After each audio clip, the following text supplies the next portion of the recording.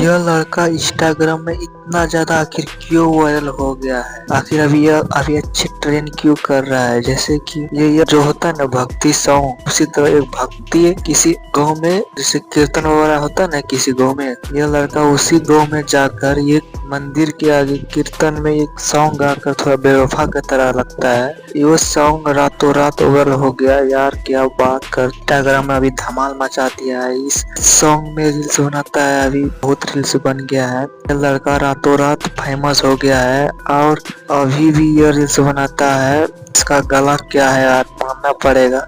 अगर ये गायकी में आ गया तो धमाल मचा के रख देगा, जहाँ तक लगता है हमको। भी इसका गला इतना ज्यादा अच्छा है कि लोग पसंद करता है यार, मत पूछो यार। भक्ति सॉन्ग में इतना ज्यादा ऑर्डर हो सकता है, समझ सकते हो। अगर ये भोजपुरी में आ जाएगा तो गर्दा मचा देगा।